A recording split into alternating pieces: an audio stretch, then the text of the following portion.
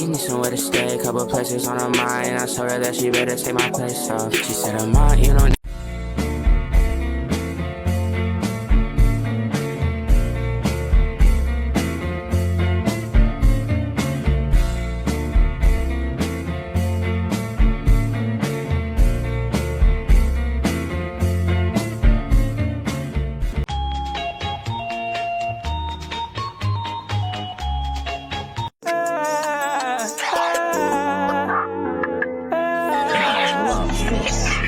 This is what I live.